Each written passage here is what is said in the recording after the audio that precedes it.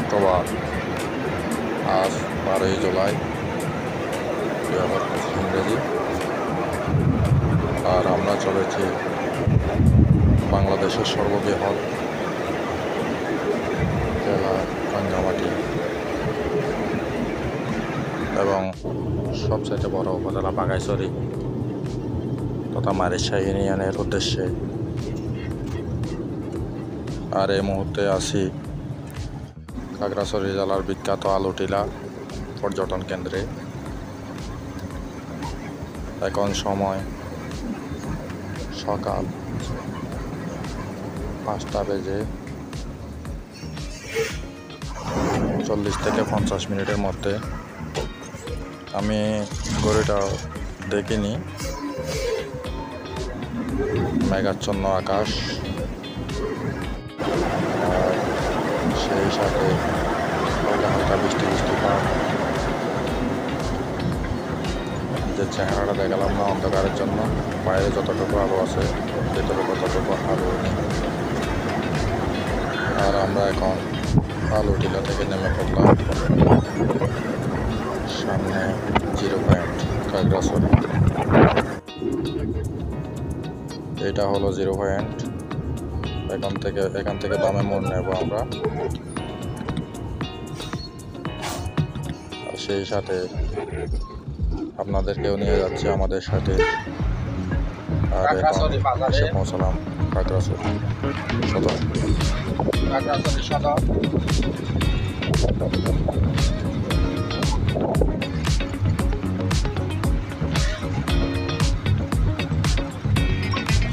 আর আপনারা আমাদের সাথে থাকুন, দেখাবো কোথায় যাচ্ছি আমরা।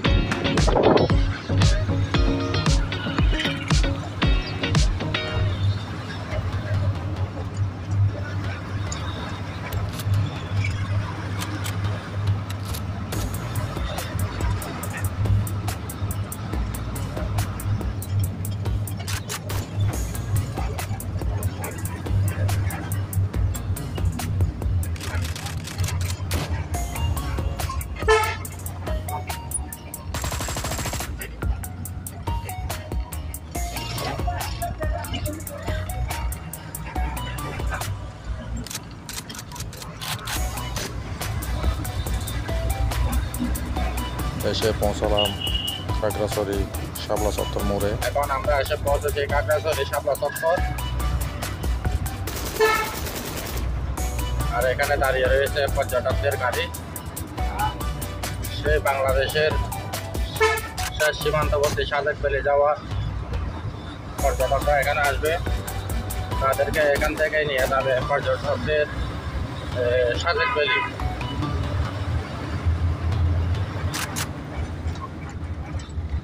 এসে পৌঁছেছি।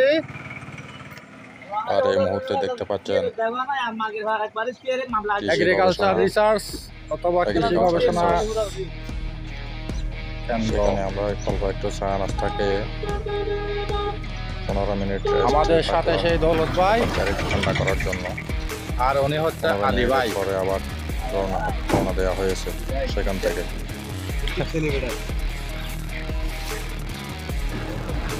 এখন আমরা এসে পৌঁছলাম এই কিনালা বাজার, লারমাস কম।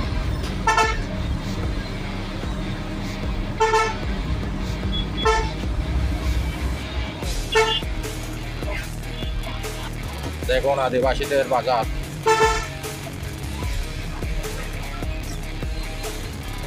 আদিবাসীরা কত কিছু নিয়ে সকালে বেচা কেনা শুরু করেছে।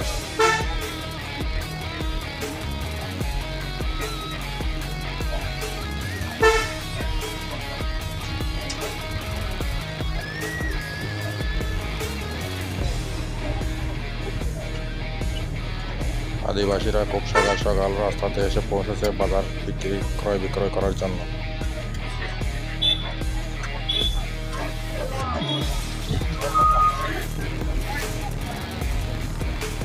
কত বড় বাজার, দেখি না বাজার।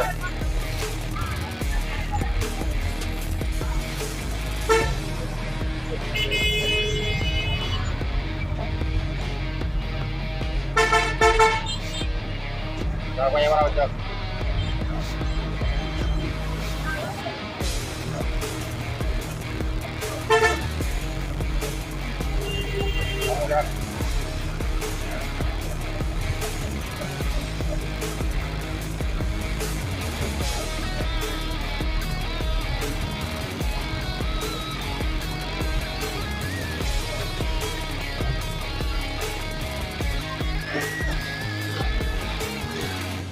নদীর নাম মাইনী নদী, 109 কিলোমিটার দৈর্ঘ্য, উত্তরতম ভারতের ত্রিপুরা রাজ্য, পতিত কাপ্তাই আইল্যান্ড, রাঙ্গামাটি। আর এটা সেই মাইনী ব্রিজ। উৎপত্তির মুখ হল ভারতের ত্রিপুরা রাজ্য এবং 109 কিলোমিটার পাড়ি দিয়ে সেই কাপ্তাই লেকে পৌঁছেছে।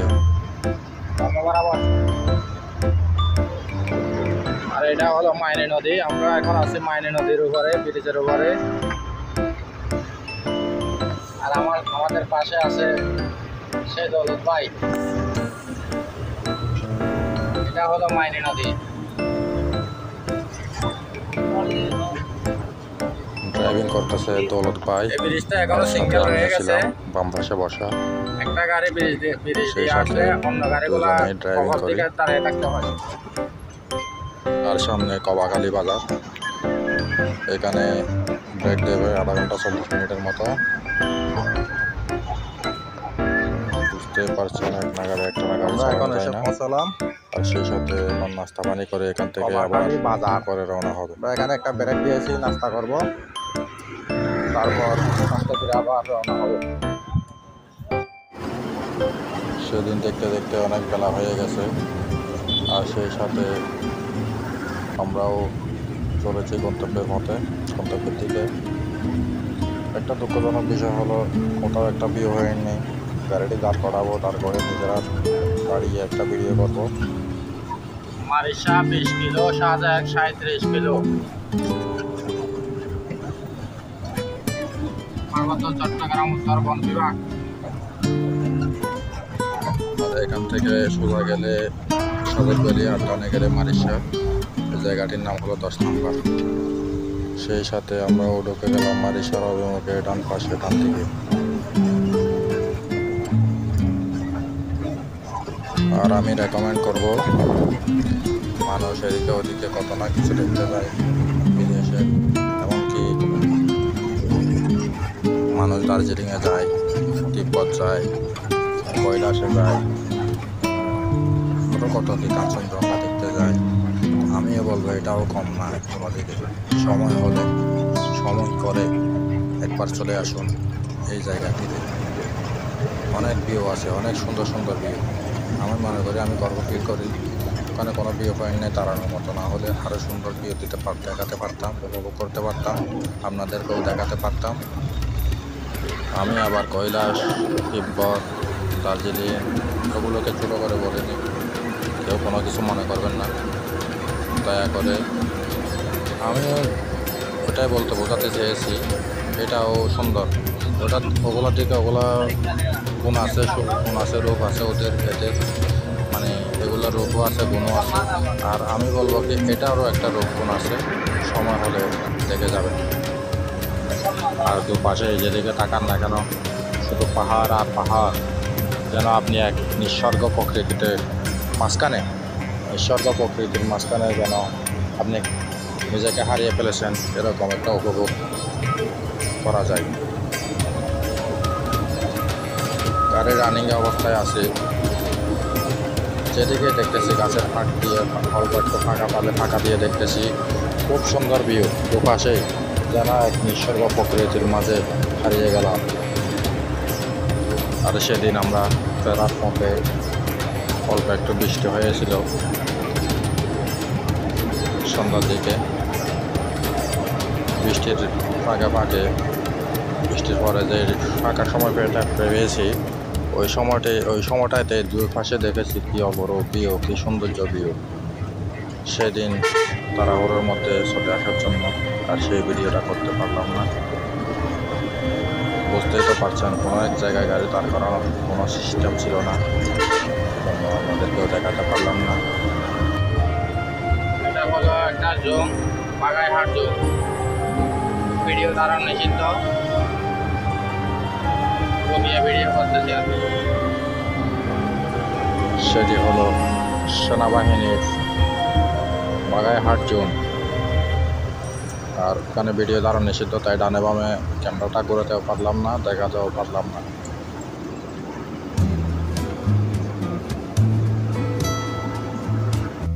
দেখুন কি সুন্দর ভিউ, ক্যামেরাতে দেখা যাচ্ছে কিনা জানি না, আপনারা দেখতে পাচ্ছেন কিনা। কি অপরূপ ভিউ, আপনারা দেখুন একবার। কতটুকু দেখা যাচ্ছে শুধু পাহাড় আর পাহাড়। এখানে চোখে কুয়াশা কুয়াশা আছে, এখানে চোখে যতটুকু দেখা যাচ্ছে আমার মনে হয় ক্যামেরাতে অতটুকু যাচ্ছে না বা আসতেছে না। খুব সুন্দর ভিউ।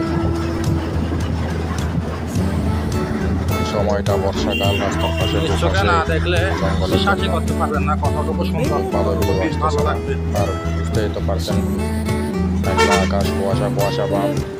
সেই কুয়াশার জন্য ক্যামেরাতে স্পষ্ট কি অপরূপ সুন্দর ভিউটা আসতেছে কুয়াশা না। কুয়াশা লাগতেছে, ক্যামেরাতে স্পষ্ট খালি দেখতেছে চোখে না। কিন্তু অপরূপ সৌন্দর্যটা উপভোগ করা আমার সামনে যাচ্ছে। এটা হলো আমি বুক করতেছি। বলবেইহাউস অলসো বনবিহার।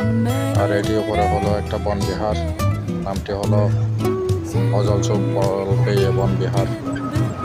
সেই পাহাড়ের উপরে, হাতের বাম পাশে পাহাড়ের উপরে একদম। ওখানে যদি ওঠা যায় তাহলে অনেকটা সুন্দর ভিউ পয়েন্ট দেখা যাবে। আমি রেকমেন্ড করবো অবশ্যই আসবেন, অবশ্যই আসবেন, সেই ভিউটা উপভোগ করবেন। আর দার্জিলিং, তিব্বত এবং এদিকে এরকম যদি ভিউটা না পান, ও এত সুন্দর ভিউটা যদি না পান, তাহলে আমাকে একটু বলবেন, আমাকে একটা কথা বলতে পারবেন যে তোমার কথা শোনাটা আসলাম, আসলে আমাদের সে উপভোগ হয়নি। এই কথাটা একবার বলতে পারেন। আমি রেকমেন্ড করবো আপনাদের সময় করে একবার আসবেন প্লিজ। এরকম চড়াই উতরাই নামতে নামতে অনেক সময় লেগে যায়।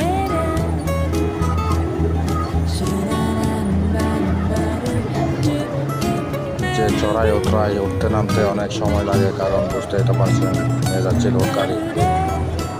লোড গাড়ি যেমন তেমনভাবে চালানো যায় না, যদিও যেমন তেমনভাবে চালাই, অসতর্কভাবে চালাই, একটু 19-20 হলে পাহাড়ের কাঁধে একদম নিচে 300-400 ফিট, 500 ফিট, 600 ফিট এরকম নিচে চলে যাবে। আর এদিকে পাহাড়ের জন্য স্পষ্ট দেখাও যাবে না, দেখাও যাবে না।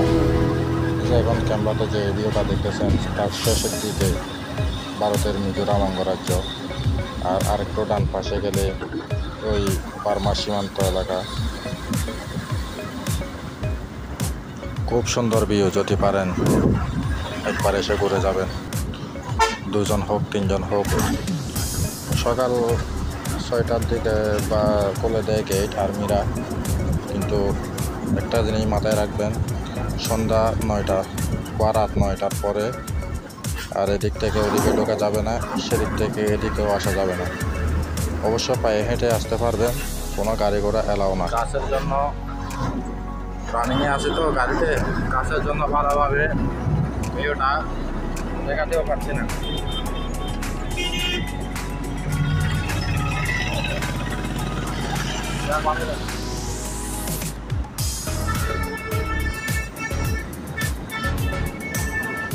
আর পায়ে হেঁটে আসার জন্য বললাম ওইটাই, গাছের জন্য আপনারা আবার বুঝবেন না, সারা দেখাতেও পারছি জীবন পায়ে হেঁটে যেতে পারবেন।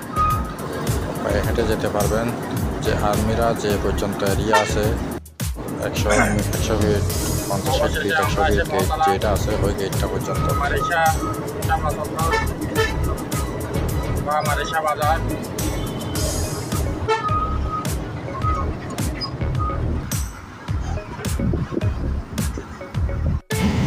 সেই জিনিসটি অবশ্যই মাথায় রাখবেন। আগে পাচ্ছি না। রাত 9টার পরে কিন্তু আসতেও পারবেন না, যেতেও পারবেন না। হাতে সময় রেখে কোনো একটা বাজার, বড় বাজারে থাকার মতো সুব্যবস্থা করে নেবেন। আর যদি সকালে থাকতে কুয়াশা না ছিল আর পারেন এখন তাহলে বিকাল। হাতে সময় নিয়ে আগে বিকেলের দিকে চলে আসবেন আপনার গন্তব্যস্থানে। হালকা বৃষ্টি হচ্ছে আর আমরা এখন মারিশা থেকে তথা বাঘাইতরি থেকে বেরিয়ে যাওয়ার পথে, ফেরার পথে আর এখন আমরা চলে যাচ্ছি। দেখুন দিনের বেলায়ও দিনের দুপুরেও মানুষ লোকজন এখানে বয়ে আসবে না, এমন একটা জঙ্গল।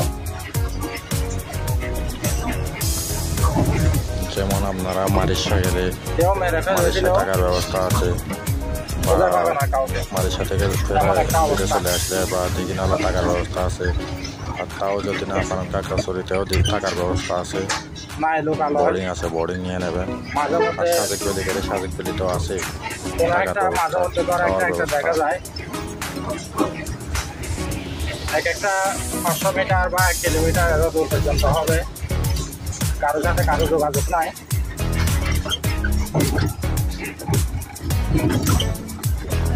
আর তার মধ্যে এই জঙ্গলের মধ্যে রাস্তা আছে, এই রাস্তা দিয়ে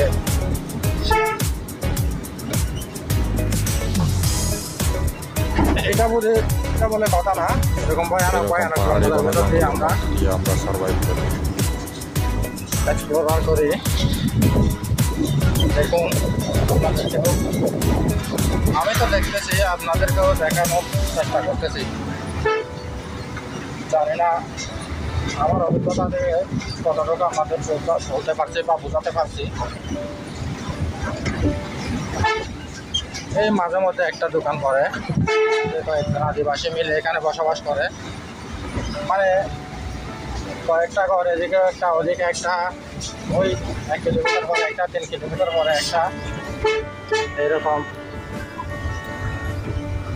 অবস্থায় সেখানে কোনো গণবসতি নেই এবং বাঙালিও নেই, পাহাড়ি জনগোষ্ঠীর তারা বসবাস আদিবাসীরা। করে। মাঝে মধ্যে একটা দুটো দোকান আছে, এক একটা ঘর এখান থেকে অনেক দূরে, কিছু দূর যাওয়ার এভাবেই পর তারা পর, জীবনযাপন যেমন 2 কিলো 3 কিলো এরকম যাওয়ার পর ওই দোকানে তাদের আসা যাওয়া, টাকা খাওয়া দাওয়া সরাই করা, এই সমস্ত এগুলো আর কি। আর এর জঙ্গলের গভীরে আমরা এক্সপ্লোরার করি, আর তাই আপনাদেরকে দেখানোর চেষ্টা করি।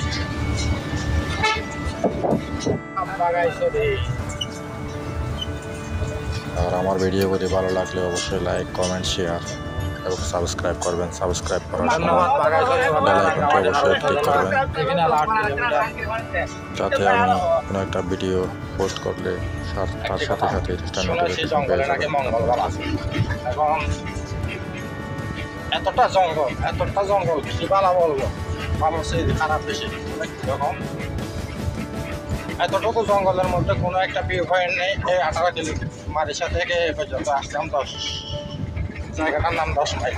আমি বলবো জায়গাটির নাম 10 নাম্বার। ওই জায়গা পর্যন্ত একটা ভিউ পয়েন্টটাও নেই, মানে দাঁড়িয়ে যে একটা ভিডিও করবো, একটা ফটো তুলবো, কোনো একটা ভিউ নেই।